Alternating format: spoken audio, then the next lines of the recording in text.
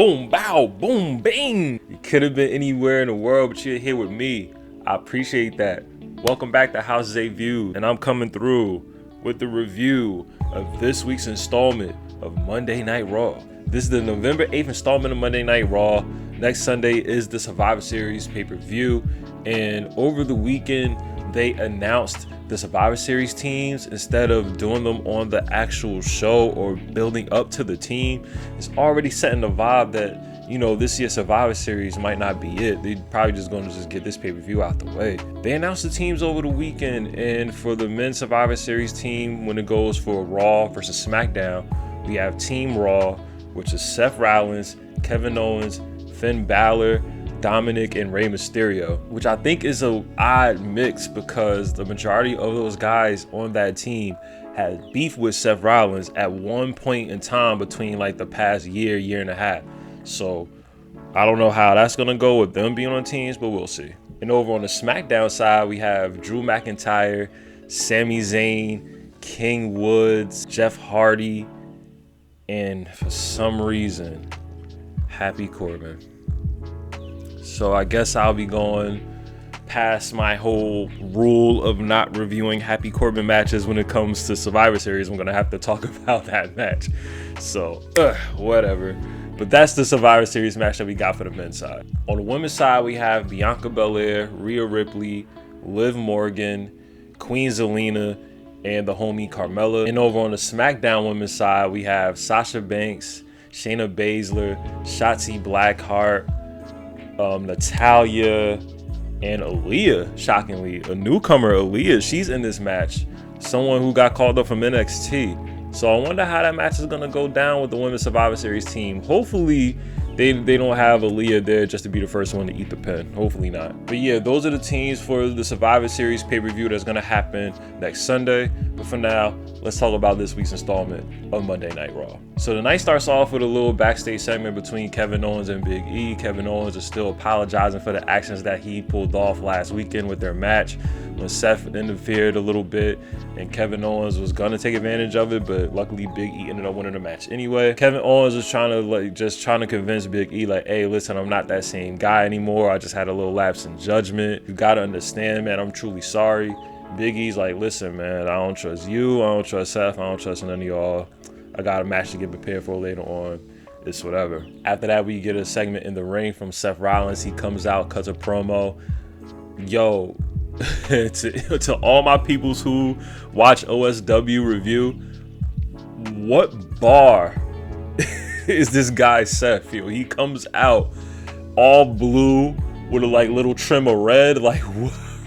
This man was like looking like a freaking melted Spider-Man ice cream bar. I don't know, boy was looking crazy coming out with that big blue jacket on with a little red trim on the bottom. I don't know, Seth was looking crazy. But as far as the Seth Rollins fit checker this week, boy look crazy. Every week, boy gonna look crazy. But anyway, Seth's in the ring. He talks about how Kevin Owens can't be trusted. He cannot be trusted. He was never the type to be trusted. Remember all the things that he went through with his old friend Sami Zayn.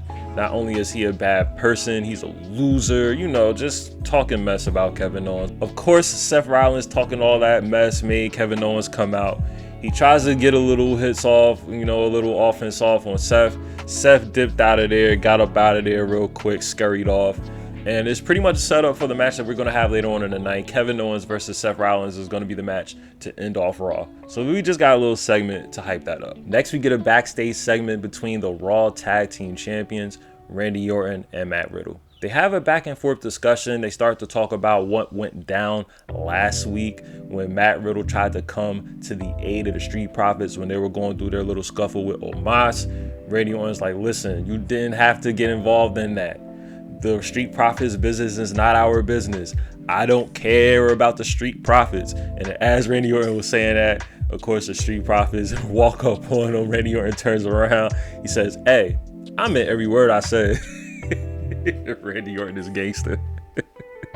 Randy Orton been about it. He's like, listen, I meant every word that I said. And if y'all get into it with Omos tonight, y'all are on your own. Which I don't agree with Randy, because this is leading up to a 8-man tag team match where it's AJ Styles and Omos, along with the Dirty Dogs. Shout out to AJ Styles coming back. He's been missing for the past couple weeks. And they're taking on the team of RK Bro and the Street Profits. If it's a 4-on-4 tag team match, you're gonna get involved in the match. So you can't say, oh, you on your own. They're your tag team partners in this match.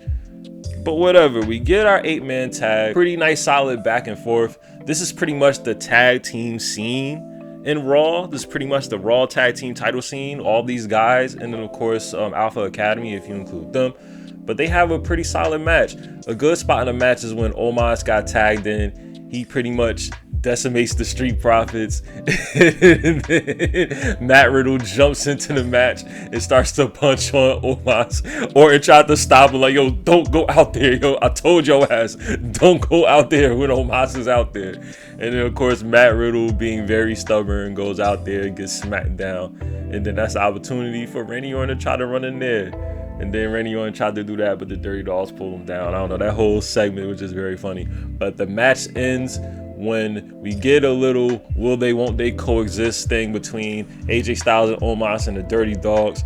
They're scuffling a little bit. They try to get, like, I think AJ tried to tag Omos in to get the last pin, or the other way around. But Dolph ended up tagging himself in for the 1, 2, 3.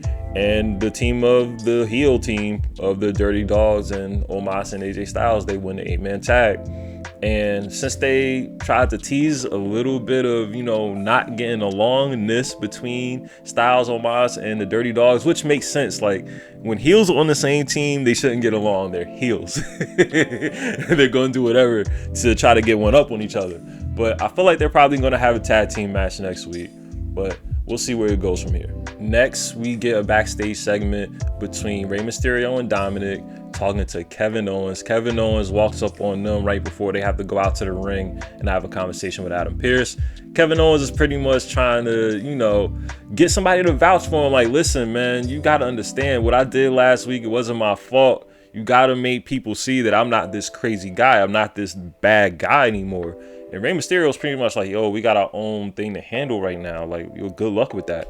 So Rey and Dominic are in the ring with Adam Pearce, and Adam Pearce goes, hey, listen, when I announced the team over the weekend, I am not going to hold you. I'm kind of embarrassed with the lineup I came up with because I realized that my entire team is filled up with former WWE champions, except for one, and that is you, Dominic. Listen, I understand that you had a wonderful year and a half. You came through shining, you know, your pops by your side. Y'all been doing y'all thing. But I feel like that there's someone that deserves opportunity on this team. Listen, Dominic, you're still on this team as long as you beat this man. Out comes freaking Bobby Lashley, you know, former WWE champion Bobby Lashley, the guy who held the belt for the majority of the year, the guy who's been bulldozing everybody except for Goldberg, of course, but just been bulldozing everybody in his path. So I'm like, dang, this match on paper doesn't look good for Dominic. You got Bobby Lashley versus Dominic Mysterio, and it's designed to be a squash. And boy, oh boy, was it a squash match. I love a good squash. This gave me vibes of Brock Lesnar versus John Cena back at SummerSlam 2014 when Brock Lesnar wiped the floor with Cena. I loved this. Bobby Lashley beat the dog shit out of Dominic. He put him in a hurt lock at one point. He's like, nah, I'm not done. Lets him go, throws him out the ring, throws him into the ring post. Rey Mysterio tries to be father of the year, save him. No. He gets his ass kicked too. Bobby Lashley threw Dominic back in the ring, speared his soul from out his body. Like, you just seen his soul transcend. Like, Dominic was done after that spear. He puts on the hurt lock again, and it's over, man. Dominic taps out. Bobby Lashley's a part of that team. Duh, he's a part of that team. So now we got the team of Seth, Kevin, Finn, Rey, and Bobby. And they're probably gonna win this match. When it comes to Survivor Series, I don't know. They have little to no time to build up this Survivor Series match, so we'll see what goes down. But man, what a squash. I loved every second of it. Next, we get a non-title match between the WWE Champion Big E and Chad Gable.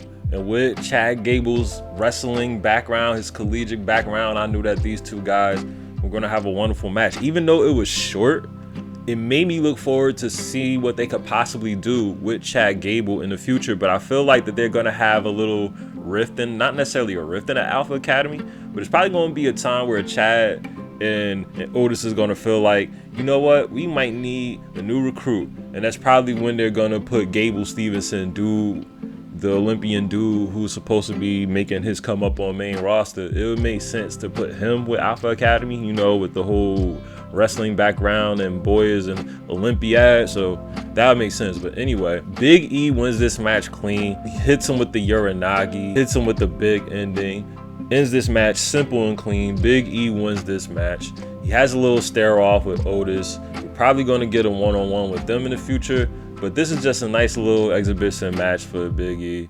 You know, he got this whole thing going on with Seth, had this whole thing going on with Kevin Owens. He is the WWE champion, and you know they're going to do the WWE champion versus Universal champion match at Survivor Series. So far, the picture is looking like Big E versus Roman Reigns. So he got a lot on his plate right now, but he got that match out the way. Nice, clean victory for Big E. So next we get this one-on-one match between the 24/7 champion Reggie, which I completely forgot about. Even though they always make these little 24/7 segments, I keep forgetting that it exists, because they always just have the champion get chased around every week. There hasn't been a title change in a minute. We get the one-on-one 24/7 championship match between Drake Maverick and Reggie, and you know how these things go. The match starts off and they don't give the match too much time before the mob starts running through, so then the mob comes out, causes a wild distraction. This leads Drake to roll up Reggie for the 1-2-3, and Drake Maverick is the new 24/7 champion for about 24 seconds. So then Drake is now the 24/7 champion. This leads to Akira Tozawa running in the ring, rolling up Drake, 1-2-3. Akira's the champion.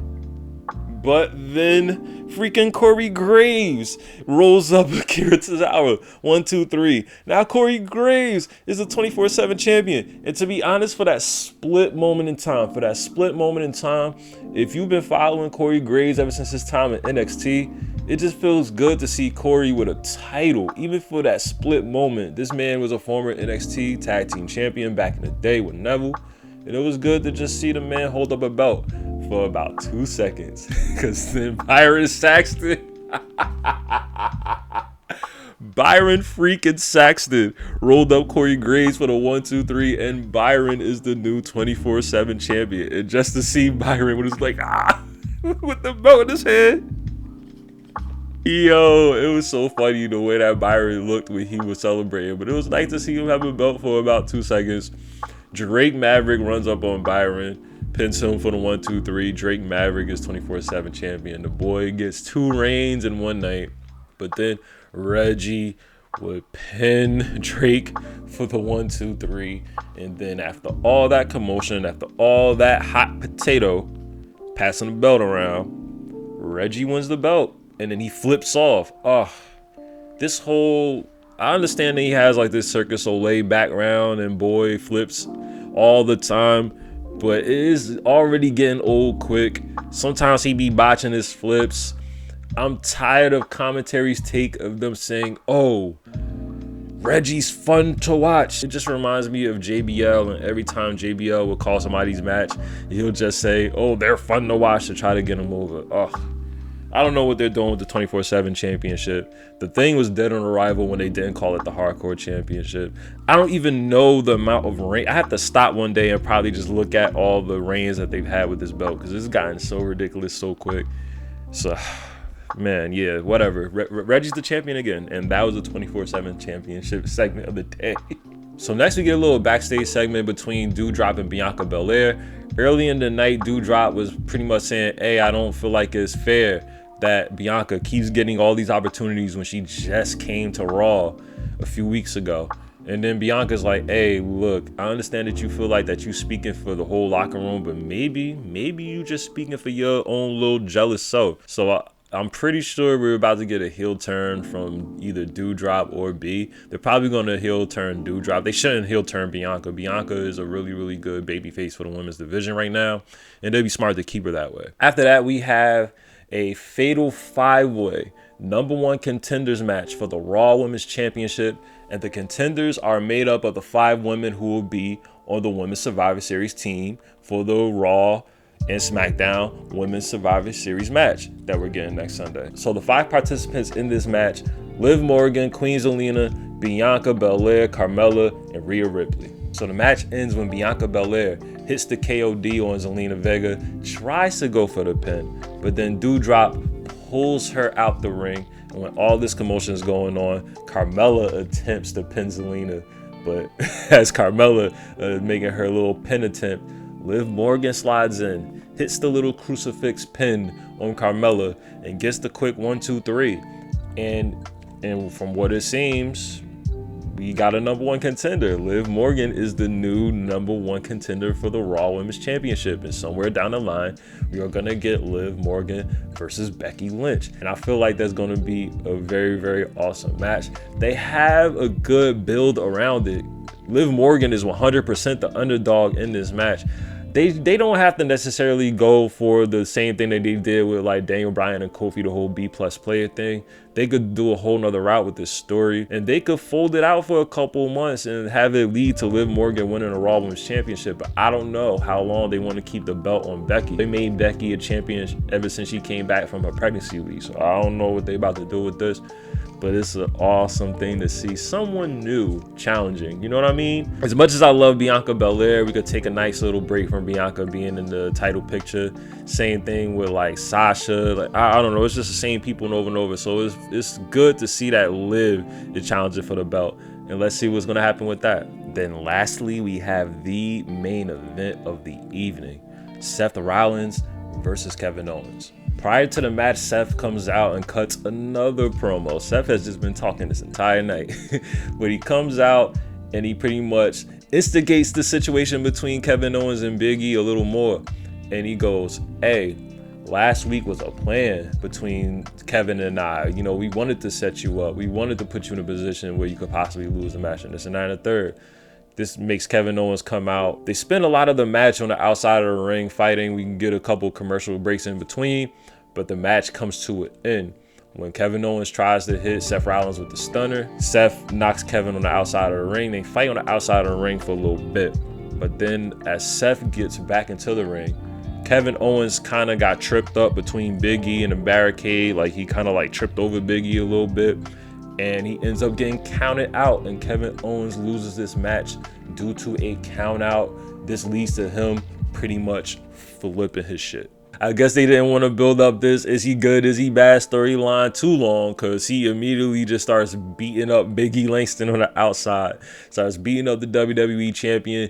We get the buckle, the apron powerbomb that Kevin Owens always used to do when he just hated people. So yeah, we getting that savage Kevin Owens back. That fight Owens fight. Kevin Owens, you know, I want to see that, you know, a little bit of that Kevin Steen, you know. I'm happy that we're about to get that. And Kevin Owens, he's a phenomenal heel. He was never booked well whenever he was a babyface in any storyline that he's had in WWE. So now that the fact that we're going back to heel Owens, I'm ready for it. Put the WWE Championship on my boy Kevin Owens, and let's have a good time, man. It's so smooth to book this kind of thing. I mean, listen, nothing against the bookers. I'm pretty sure they be looking at the fans like, "Hey, you guys try to do this on a weekly basis." But look, man, sometimes the pieces are there and it's obvious. Just put it together. It's like a jigsaw. Just put the puzzle together and you got it. So we're going to see what happens with this whole WWE Championship situation between Seth Rollins, Big E, Kevin Owens, especially with Survivor Series being in just another week and a half, and the Universal Champion Roman Reigns is waiting on the other side. So that was this week's review of Monday Night Raw. Very, very short time that they have to build up until Survivor Series. So with the pieces that they have, let's see what's going to happen. And quick drop, man. What happened last weekend sucked with all those releases. They done released about 20 more people. It's so unfortunate. My boy Keith Lee, man, one of the top doggies, man. I really wanted him to really have a successful career in WWE. But, I mean, time will tell you that WWE never really knew what to do with NXT call-ups. And even with the people that they had, I mean, that whole thing is just a mess. Another mass release. You know, good luck to all the people who got involved in that and who were released from their contracts. Good luck to all of y'all. Good luck to all of y'all in y'all future endeavors. Blessings and prayers to y'all as y'all find yourselves in this new climate. With that being said, man, this is the Raw review from House 8 Views, man. Thank you for tapping in once again. If you haven't already, comment, like, subscribe, share, turn them notifications on. Engage, baby. I'm about to enjoy the rest of this day, and y'all do the same. Peace.